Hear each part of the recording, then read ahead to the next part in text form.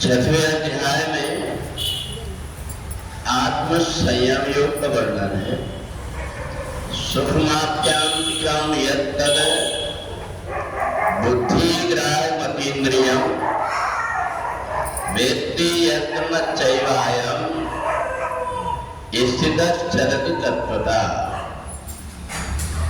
भगवान कहते हैं कि जो सुख अनंत है अर्थात जहां दुख का लेश भी नहीं है और केवल बुद्धि द्वारा ही जाना जाता है, उस सुख में स्थित हुआ योगी आत्म स्वरूप से चलायमान नहीं होता।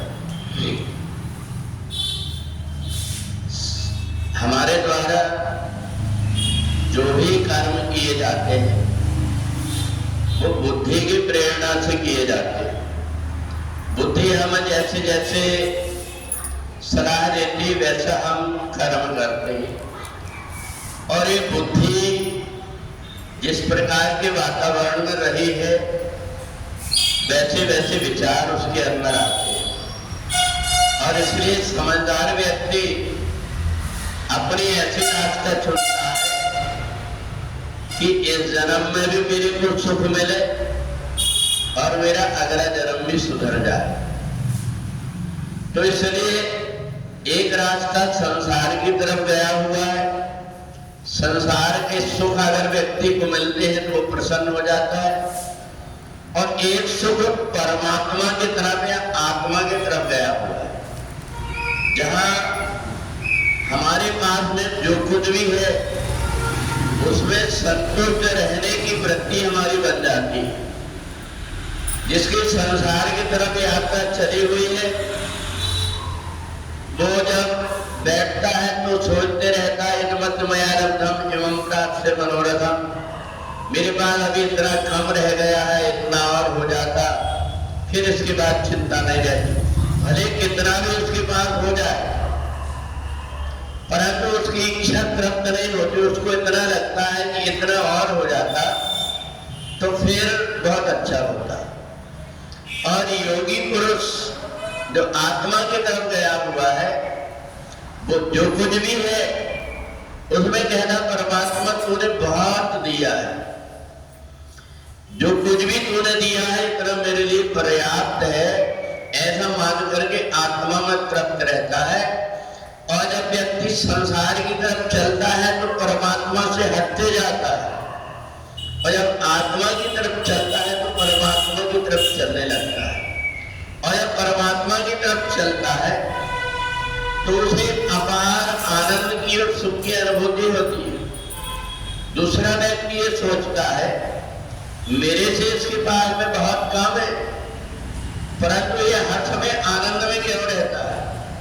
उसको ये पता नहीं है कि आनंद देने वाले परमात्मा से उसका नाता जुड़ गया है। और छठवां अध्याय आत्म संयम योग का ही है। ये रास्ता हमको ही चुनना है कि हम आत्मा की तरफ चले कि संसार की तरफ चले। आत्मा की तरफ चलने से एक फायदा और होता है, संसार की जिन वस्तुओं की कमी है वो परमात्मा अपने आप कहीं से भी जुटा देता है, उसका काम निकल जाता है। और दूसरी बात जो उसके पास में है उसकी चिंता उसको नहीं करना पड़ता, परमात्मा को चिंता करना पड़ता है जो व्यक्ति आत्मा की तरफ चलता है। इसलिए आत्म संयम योग में हमें अपनी आत्मा को संयमित अगर करना है तो हमें अध्यात्म का रास्ता पकड़ना पड़ेगा। अध्यात्म एक ऐसा रास्ता रहता है जिसमें सुख दुखी समय कृत्वा लाभा लाभो जया जयो, इसमें सुख दुख मान अपमान लाभ हानि में व्यक्ति विचलित नहीं होता और यही व्यक्ति को परेशान करते हैं। यही सब बाहरी परिस्थितियों के कारण वो परेशान रहता है। जो कुछ भी है उसमें संतुष्ट रहना तो वही व्यक्ति सीख पाता है जो आत्मा की तरफ गया है। और जो संसार की तरफ गया है वो व्यक्ति दिन भर पक्षियों की तरह तड़पते रहता है। रात में सोता है तो वही विचार आते हैं उसके मन में कि मेरे को कहां से क्या मिल जाए। और इसलिए अच्छा और बुरा करने में भी वो नहीं सोचता क्योंकि उसकी वृत्ति में लोभ बसा हुआ है, लालच बसा हुआ है। तो इसलिए चाहे हम कितना भी धन कमा ले, ऐसा नहीं है कि जिसके पास धन ज्यादा है वो सोना चांदी खाता, उसको भी भोजन में वही करना पड़ता है जो सामान्य व्यक्ति करता है। तो फिर एक बात और समझदारी व्यक्ति के अंदर आ जाए कि मैं जब आया था तब खाली हाथ आया था, जाऊंगा तब भी खाली हाथ जाऊंगा। तो यहाँ संसार में आकर के जब मेरी चिंता करने वाला परमात्मा है तो मेरी को इतनी हाय हाय करने की क्या आवश्यकता।